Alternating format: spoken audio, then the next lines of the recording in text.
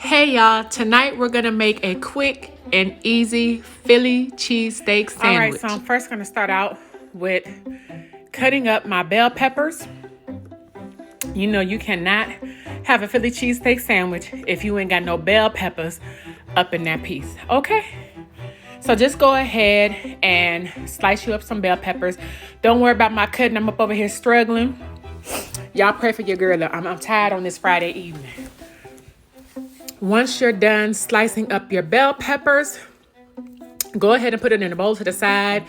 And now I'm going to grab me an onion. I have a half of an onion here that was left over from earlier today. I'm going to go ahead and slice that up, thin slices. You could do it to whatever your desired thickness is. I want mine nice and thin. You don't want to dice them up.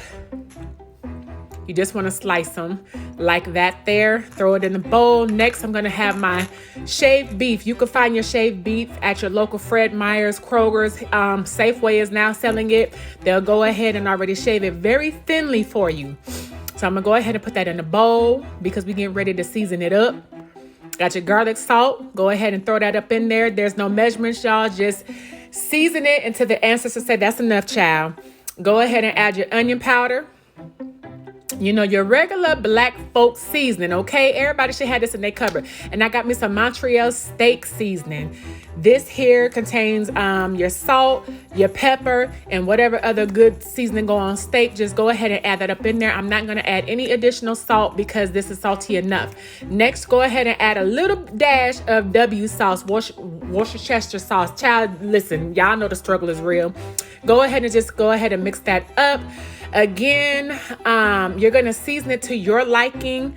Once you start cooking the meat, you can take a piece out once it's cooked, y'all, and taste it and then adjust your seasoning accordingly. Go ahead and add some oil. I'm adding oil to my cast iron skillet. I'm going to start off sauteing my bell peppers and my onions. Cook those down until they're nice and soft. Well, mine's is nice and soft, but it's still got a little bit itty bitty crunch to it. Then go ahead and season it up, y'all.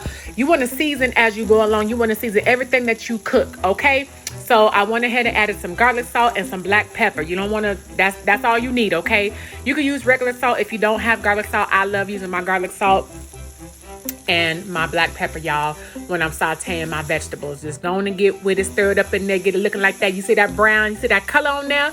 Okay. Now we're going to go ahead and take that out of the skillet. The skillet. Well, I feel like I'm saying that hard, but take it out the skillet, y'all. Take it out the pan, whatever you want to say, okay? Go ahead and take that out. Don't mind me. I'm trying to be fancy with these tongs, knowing I should have just went on and scooped it up with a spoon like we do, okay? But for y'all, I was trying to be fancy.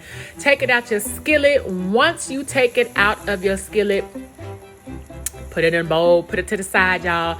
And then you're gonna add a little bit more oil to your cast iron skillet. And then you're gonna go ahead and add your shaved steak. Thinly sliced shaved steak. All right. Usually when I am cooking this, I like to let it sit without tossing it first, y'all, because that's how you get that sear on the bottom. Make sure that your skillet is up high enough, but not too high because you don't want to burn nothing, okay? You want to have it at the perfect temperature, about medium high to high. Put your meat in there, let it sit there for a minute before you get the stirring and flipping and rubbing, smacking it up, flipping and rubbing it down, okay? Get that little sear. You see a little bit of brownness, okay? I ain't have mine up high enough. Don't do like I did. But get a little bit of sear on there. That just add a little bit extra flavor and texture to your food, okay?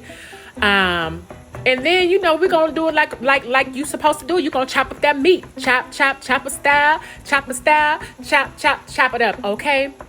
Get it nice and fine. Cook it all the way through, all right? I don't want to see no pink in my meat, y'all. Now, once that is done, your meat is brown, go ahead and add your vegetables to it. And let's go ahead and assemble this sandwich, okay? I got a nice, soft hoagie roll bread that I got from Fred Meyer's from the bakery out, y'all. That bread is so soft. When I say it's soft, y'all. I'm going to go ahead and take a slice of provolone. I'm going to rip it in half.